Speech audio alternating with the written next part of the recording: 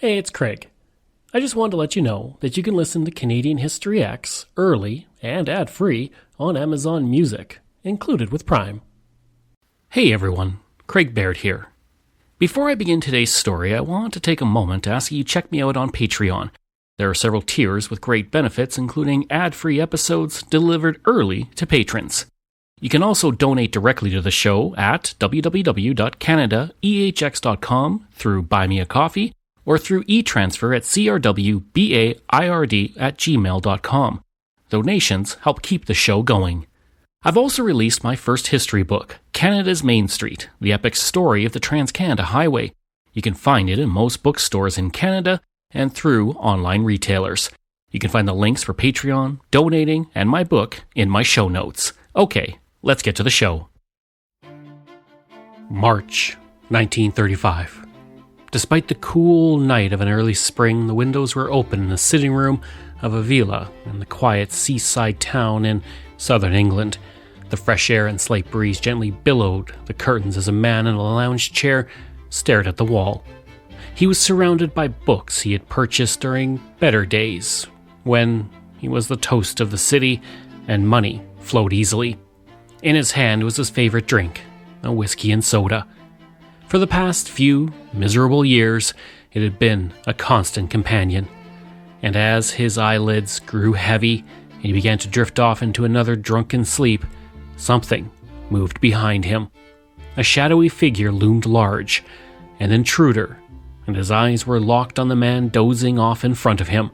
His heart was filled with jealousy and rage. It fueled him. He tightened his grip on the mallet he had in his hand, and with one fell swoop, he brought it down onto the man in front of him with a sickening crunch. I'm Craig Baird, and this is Canadian History X. Today I bring you the story of one of Canada's most gifted architects and share the shocking details of his death. This is Love, Betrayal, and Murder, the scandalous life of Francis Rattenbury. Before I get into it, I have to take a moment to thank all of you because I get your email suggestions, a few a week actually.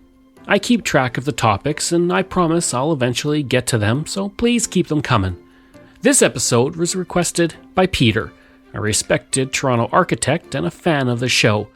As you'll hear in a second, Francis Rattenbury's story is fascinating, but I was more than happy to cover the topic for another reason. You see, Peter's father inspired my love of history. I even named my dog after him. If you're a long-time listener of the show, you know who I'm talking about, Pierre Burton. So Peter, thank you for your email and for listening. Let's dive in. This is the story of ambition, scandal, obsession, and one of the most sensational murder trials of the 20th century, and it begins in Leeds, England. That's where, on October 11, 1867, Francis Rattenbury was born to Mary Ann and John Francis. His father worked with family in the textile industry, but he wasn't happy. He believed he was destined to be a great artist, and when his son was 10, John quit his job to pursue that dream. Unfortunately for John, he wasn't that good, and he didn't get very far. But because he had dropped everything to pursue it, the family had to move from a large house to a small one. And meanwhile, where his father failed, Francis thrived. From a young age, he could draw well, and one of his favorite subjects were buildings. His uncles owned an architectural firm in London, and that's where Francis became an apprentice. He was so good that at 23 he won a national competition by the Royal Institute of British Architects, but working for his uncles wasn't all it was cracked up to be. He knew there would be little opportunity for growth, and he chafed under their rules. But he had always been impatient and longed for more, so he started his own firm. But it wouldn't be in England. Around 1891, he made his bold move. He emigrated half a world away to Vancouver, British Columbia. Now the culture shock was immediate. London was a world-class city of over 1 million people, and Vancouver was a colonial community of about 13,000. 10 years earlier, it was mostly forests and sawmills. But as they say, fortune favors the bold, because just as he was leaving England, the British Columbia government in Victoria was looking for a new home. They want to replace the 2-story wood building that served as a legislative building for over 20 years with a new one that screamed modern metropolis and projected the emerging prestige of Canada's Pacific capital. On July 5, 1892, the province put out a notice for the competition on page 2 of Vancouver Daily World. By chance, the same page featured an advertisement for a new architectural firm. It read, quote, F.M. Francis, architect and superintendent. The advertisement described Francis as an architect with 10 years' experience, having worked with one of the most prestigious firms in London. It was a bold claim for someone who had never been formally trained and never completed an academic program. To say he had stretched the truth a little would be an understatement, because he had stated he had been trained by acclaimed architect Henry Francis Lockwood, who died when Francis was 11. He also failed to mention that the firm he had worked for was owned by his uncles. That July morning, Francis bought the newspaper to see his name in print for the first time, and by chance also saw the competition notice. And at that moment, he decided to enter. But the brash young architect would have his work cut out for him. There were 67 entries from across North America, and to avoid bias, the province required everyone to submit their ideas under a pseudonym. Francis submitted his design and signed it, a British Columbia architect. He stated that his creation was for the, quote, glory of our Queen. His design stood above the rest because he proposed constructing the building in the inner harbor of Victoria. That would mean when visitors arrived by ship, the first thing they saw would be the multi-domed building that housed government offices flanked on either side by the legislative chamber. For the exterior, he wanted sandstone and granite from the British Columbia mainland. The centerpiece dome was to be built with copper mined from the interior of the province, and the inside would be lined with marble from Vancouver Island. In early 1893, 5 finalists were chosen, and only one was from Canada: Francis Rattenbury. By March 16, 1893, the winner was announced with a simple sentence: the plans for the new provincial buildings prepared by F.M. Rattenbury of this city have been accepted. The man who had arrived in British Columbia only a year earlier was now in charge of designing one of the most important buildings in the whole province. Within days, he closed his office in Vancouver and moved to Victoria. Designing the building was the easy part. Now, Francis had to make it come to life. Francis had talent, there was no doubt about that, but he was also inexperienced, brash, and arrogant. Winning the competition was fuel for his egotistical fire. Now the man in charge of the biggest construction project in British Columbia's history had a choice to make. He could lead by consensus and take advice from those who worked for him, or he could be a dictator who demanded total obedience. I'll let you guess what he chose. When construction began, he demanded, but did not earn, the respect of workers. They didn't see him as a great architect. Instead, they found him rude and arrogant. He constantly fought with Frederick Adams, the building contractor, over payments and overspending. And sadly, Adams would never get to see the finished building. He died on March 22, 1895, when the steamboat that was on its way to the marble quarry sank in a storm, and many blamed Francis for his death and for pushing Adams so hard. People also suspect that the overspending may have been on purpose too. You see, Francis was guaranteed to be paid a percentage of the building's final cost, not the estimated cost. The more over budget he went, the more he made. After several years of construction, Victoria's legislative building officially opened on February 10, 1898. Known as the Marble Palace, over 4,000 people were on hand for the ceremony, and the day was declared a school holiday in Victoria. It was truly magnificent, but it was also expensive. The estimated budget had been $500,000, but the final cost was almost double that at a whopping $923,000. And because of his contract, Francis also made a mint, even if the government was not pleased. And it was for good reason. Not only was the building over budget, but the finished product was also a bit of a Monet. It looked beautiful from afar, but once you got up close, the cracks started to show. The vaulted ceiling above the legislative chamber was elegant, but it also swallowed up the sound, which caused politicians to shout just to be heard. The problem was eventually fixed by hanging a giant salmon fishing net from the ceiling. There was also no press gallery, so a high loft had to be converted that forced reporters to walk up a narrow and steep staircase. And if that wasn't bad enough, the lieutenant governor's suite had no washroom. Nonetheless, people were in awe of what Francis had built, and he was now one of the most famous men in the province. He was also able to brush elbows with the upper class, and that opened up more opportunities. Through the 1890s, he wanted to design courthouses for Vancouver and Nanaimo and banks for Nelson, Victoria, and Rossland. When one of the richest cattlemen in Alberta wanted a mansion, he hired Francis to build it. Pat Burns' Prairie Palace had 10 bedrooms, 4 bathrooms, and cost $32,000 to build. And like with most of his projects, it was over budget. By mid-1898, Francis took a gamble on a new venture. He bought 3 paddle wheel steamships to transport people to the Klondike Gold Rush. The 3 ships carried the names Aura, Flora, and Nora, and they were named after his lover, Florence Eleanor Nunn. He met her while visiting a friend's office, and they fell in love and quickly married. But society hummed with questions about the union. After all, why had the most eligible bachelor in the province married a woman who did not come from an upper-class family? But that answer would soon be revealed. Instead of a vacation at a luxury resort or a tour of Europe as many wealthy newlyweds did at the time, Francis took Florence on a long overland journey to northern British Columbia. The journey to the lake region was difficult and rough, and Francis showed little regard for his wife, who was now pregnant. And when they finally returned to Victoria, the couple moved into a large waterfront home that Francis had designed. On January 1st, 1899, their son, also named Francis, was born. That's when people started to do the math. They counted back 9 months and quickly realized why the eligible bachelor had married Florence so quickly. And for the first few years, it did seem like a good union. Francis bought Florence many gifts and hired servants to ensure she didn't have to lift a finger. And a second child, a little girl named Mary, was born in 1904. Francis built schools for them and refused payment for his work. Now, I should note that just because Francis was now married with children, it didn't mean he had softened. He was still arrogant, maybe even more so now that he'd become so famous and risen to the ranks of Victoria's upper class. After the home of the lieutenant governor burned to the ground on May 18, 1899, a competition was held to find an architect to rebuild it. Francis was the province's most famous architect, so he felt he was a shoo-in. Instead, a firm out of Vancouver was chosen. And to say Francis took the loss poorly would be, well, an understatement.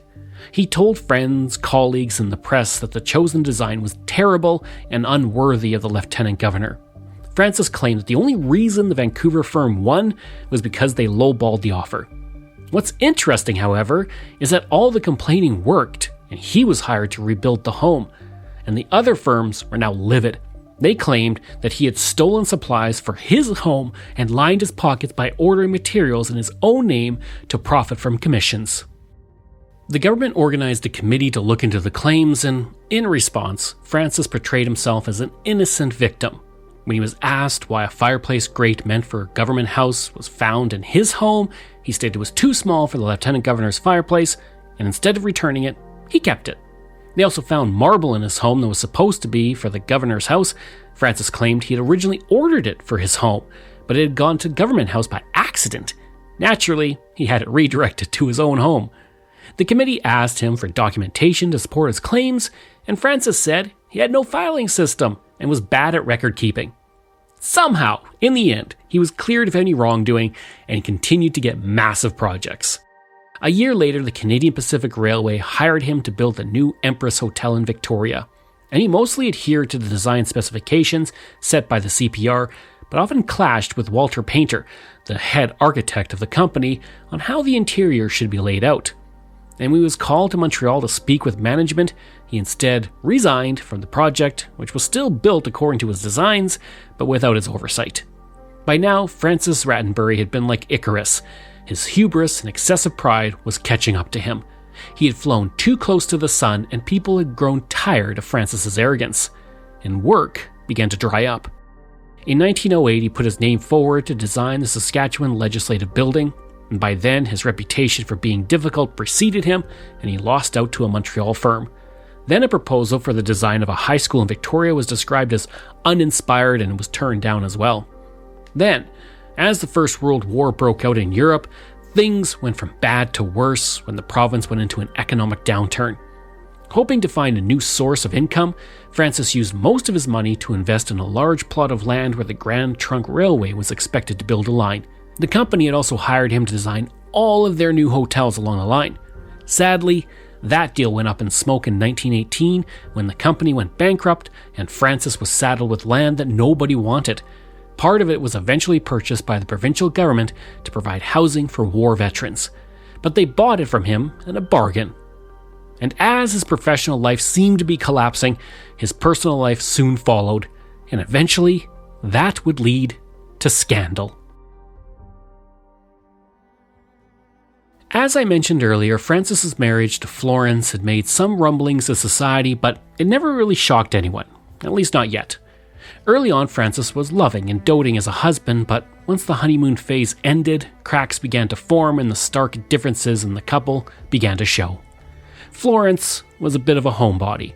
She enjoyed spending time in her garden, while Francis was more of a man about town and could be often found at parties, drinking and hobnobbing with high society. Over the years, the couple grew farther and farther apart until it got to the point that they would only speak to each other through their daughter Mary. Thankfully, their home was large enough that they could live relatively separate lives and rarely cross paths. The two dealt with their growing misery in different ways. Florence indulged in food, Francis downed whiskey. His unhappiness got a brief reprieve when he was hired to build the new home for the Victoria Chamber of Commerce in 1921. The grand building was paid for by the CPR and would cost $200,000. It included the largest indoor heated seawater public swimming pool in the British Empire, a glass roof, Turkish baths, a fountain, tea garden, and more. The project needed public approval, though, and a massive campaign was launched where the Chamber of Commerce reproduced Francis's sketches and thousands of flyers and handed them out across the city.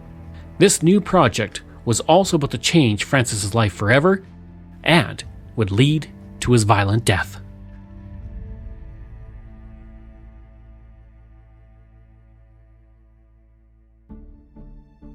On December 29, 1923, Francis Rattenbury was at the Empress Hotel at a gala.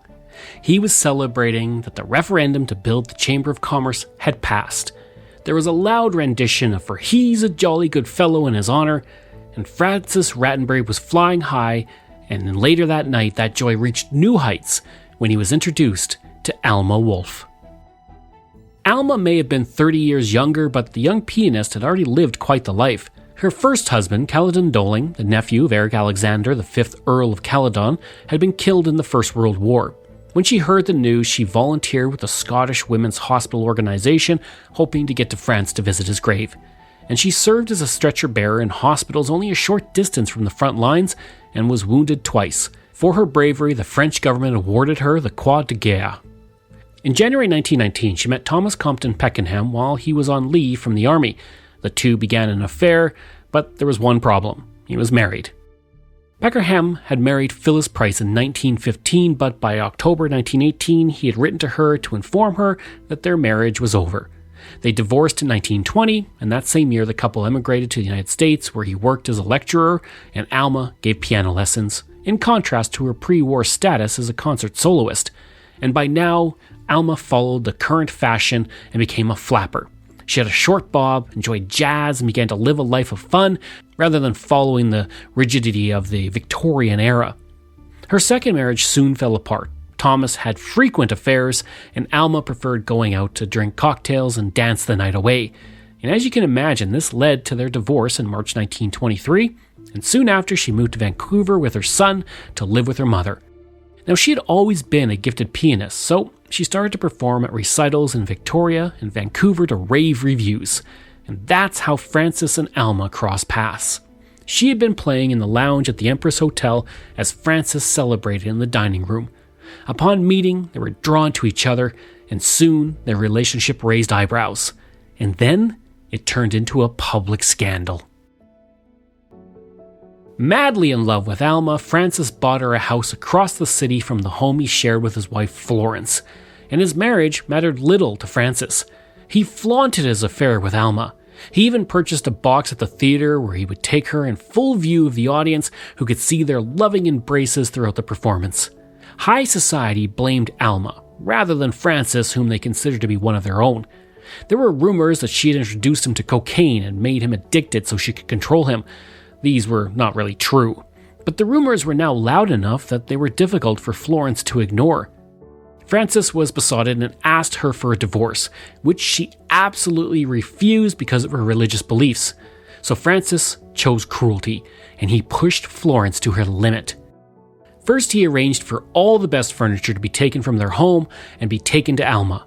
In response, Florence didn't budge, so he had the power, heat, water, and telephone cut off. Still, she refused him, so he took it a step further. Florence had a heart condition, and because of it, she often spent time in bed to avoid straining it.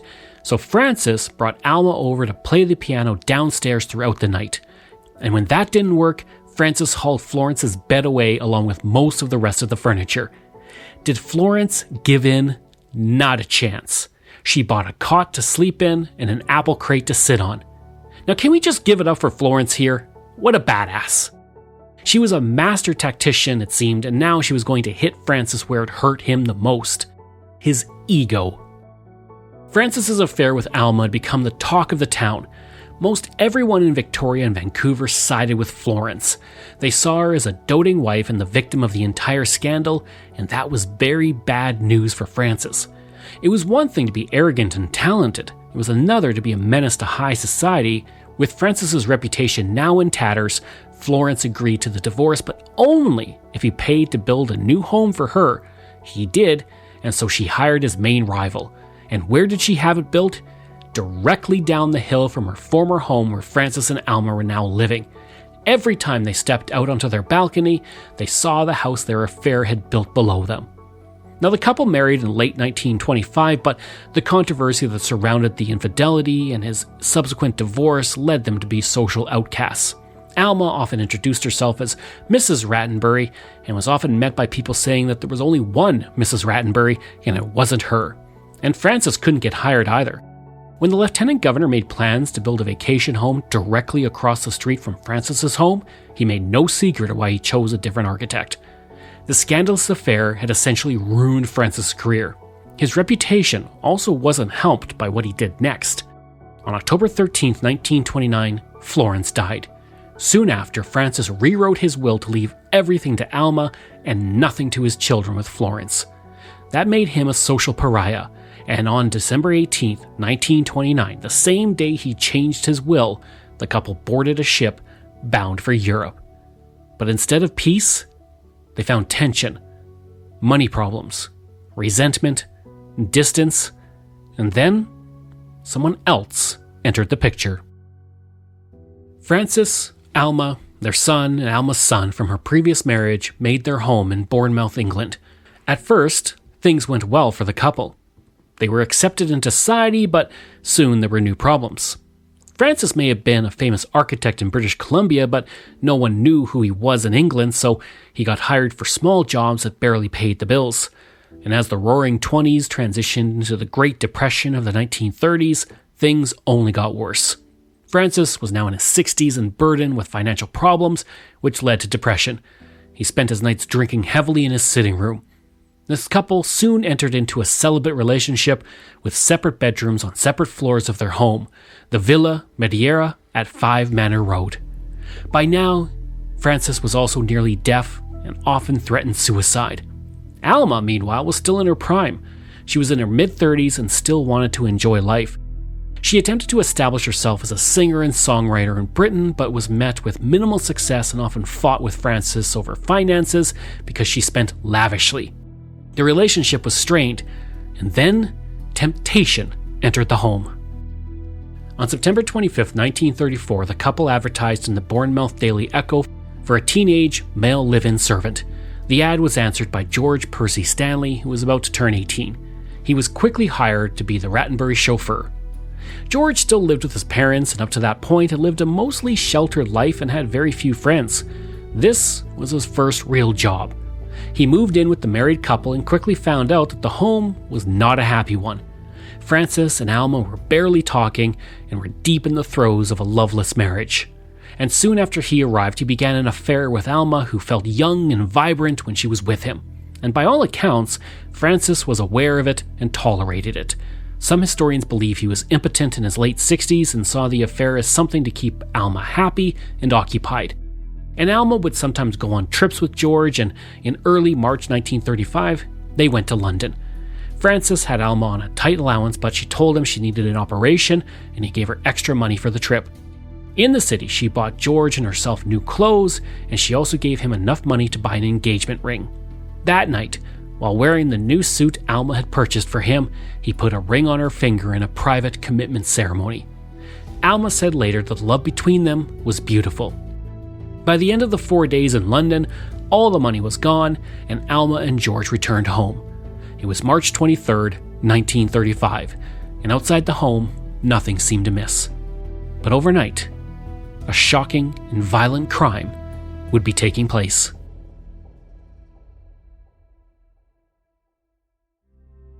When George and Alma returned from London on the morning of March 23rd, inside the house, tensions escalated. Francis spoke with Alma about the affair, and behind closed doors, he told her he admired anyone who could die by suicide. Hoping to get his mind on something else, she suggested he see Shirley Hatton Jenks the next day, because Jenks owned a large country estate. He was a wealthy man that had plans to build apartments on the land, and Alma believed that if Francis could get the contract, that would lighten his mood. That evening, she called Jenks to tell him that they would be visiting him the next day. George was eavesdropping outside the couple's door and believed they had reconciled and were sleeping together. The young man had a temper, and during the affair with Alma, he had often flown into a jealous rage whenever she suggested breaking things off. Now filled with anger, he burst into the bedroom holding a gun and threatened to kill her. Alma was able to calm him down, but his jealousy still simmered beneath the surface. He left the Rattenbury home and went to his parents' house to borrow a mallet that he claimed he would use to build a sun shelter. His mother gave one from the tool shed, and he left. Meanwhile, Alma and Francis were at home playing cards. Alma then went to bed where she expected George to join her, and Francis retired to his lounge where he poured himself whiskey and soda. He had a few drinks already, and the alcohol was lulling him to sleep, so he didn't see the man creeping in through the unlocked window. Francis didn't sense the intruder enter the sitting room. Then the intruder wrapped his gloved hand around the mallet he was carrying and walked up behind the architect. The leather gloves were meant to keep fingerprints off the weapon of choice. The weapon that was supposed to be used for a sun shelter. The intruder then lifted the mallet and swung it with a blinding rage at Francis's head. He then savagely continued to pummel him. The force to the head was so severe it caused Francis's false teeth to fall out. It was a shocking and violent scene as a pool of blood extended across the sitting room's floor. The splatter was over the books. Almost every nook and cranny had Francis's blood on it. Shortly after the intruder attacked Francis, the Rattenbury's maid went downstairs to get something to eat. And as she passed the sitting room, she heard someone breathing oddly. She briefly looked into the dark sitting room and saw Francis in his chair. Believing he was asleep, she went back to her room. By now, the intruder was upstairs, but the violence couldn't continue. Instead, he changed into pajamas, went into Alma's room, and confessed that he'd killed her husband. Alma jumped out of bed and ran downstairs to find her husband covered in blood. She ran back upstairs, asked the killer to put on his clothes, and then went back downstairs and took a shot of whiskey. Alma steeled herself for what would come next. She called the maid down to the room, and George came down too. She quickly said that Francis must have killed himself. In the chaos, the maid called the doctor and didn't see George take the mallet and put it just outside the door. Everyone was shocked when the doctor arrived because he did not find a dead man. Francis was still hanging on by a thread. He was rushed to the hospital. As he was being treated, it was clear that he hadn't suffered self-inflicted wounds. This had been an attempted murder. And 4 days later, that charge would change to murder. Within hours of the attack, Alma was also in police custody. She confessed to the attack to protect her lover, who was racked with guilt. And while Alma was in custody, he confessed to the maid, who immediately told the police. George and Alma were now both arrested, and the story of the architect murdered by his wife's lover spread across the front pages in England. Both George and Alma were charged with murder and were tried together, and they both pleaded not guilty. The 5-day trial began on May 27th and quickly became one of the sensational high society court cases in the British Empire. Alma was represented by Ewan Montagu, a rising lawyer who was well on his way to becoming one of the most prominent lawyers in Britain.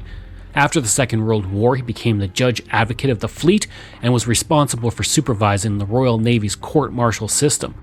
He argued that Alma had given a false confession until she was motivated to protect her lover from prison. The press was sympathetic to her case, and on May 31st, after only 1 hour of deliberation, the world would find out if the jury felt the same. They were. Alma was deemed innocent and was acquitted. George, however, would face a different fate. George was sentenced to death, with the recommendation of mercy. Upon hearing the verdict, Alma reportedly collapsed, while George was led back to jail. Alma walked out as a free woman, but she wasn't free from guilt. On June 4th, 1935, only days after she was acquitted, Alma walked to the historic Christchurch. As she stared out the water, we don't know what she thought, but we do know she walked onto the bridge and took out a dagger. As she teetered above the rushing water, she stabbed herself 6 times in the chest. 3 of those pierced her heart, and she fell into the river below. She left behind a note that read, "It must be easier to be hanged than to have to do the job oneself. One must be bold to do a thing like this. It is beautiful here, and I am alone. Thank God for peace at last." George's sentence was eventually commuted to life imprisonment after 300,000 signatures were gathered in a petition that was sent to the Home Secretary. George ended up serving 7 years in jail until he was released so he could join the British Army to fight in the Second World War, which he survived.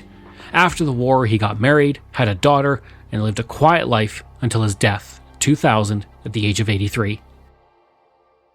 Now, after Francis died, he was buried in an unmarked grave in Bournemouth near his birthplace, and he didn't get a headstone until 2007. One of Canada's most celebrated architects, responsible for some of the most iconic buildings in Vancouver and Victoria, was without a true resting place for decades. And it would be why it's believed he was actually never at rest. There are some who say they have seen his ghost walking with a cane near the staircase in the lobby of the Empress Hotel. His happiest times were when he was the toast of the town, and after his death, many believed he returned, and he's been seen at the legislature as well, where people claim to have sighted a slender man calmly standing around the building, but disappears when he turns a corner. So why did Francis come back? Maybe because a man with his ego would want to be known as the architect who once shaped cities, and not one best known for the way he died.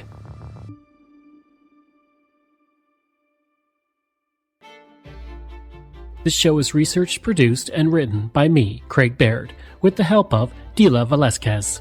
Audio production and design by Rosalind Kufor. If this is your first time listening and you like what you heard, please take a moment and give us a 5-star review to help other people find these amazing stories, and there are so many for you to sink your teeth into. If you enjoy this podcast, then please check out my other podcasts, From John to Justin, Canada, A Yearly Journey, Pucks and Cups, and Canada's Great War. We love hearing from you, so if you have a show topic you want me to cover, email me at craig@canadaehx.com, or stop by my website and social media. I'll include all of those in my show notes. Until next time, I'm Craig Baird, and this is Canadian History X.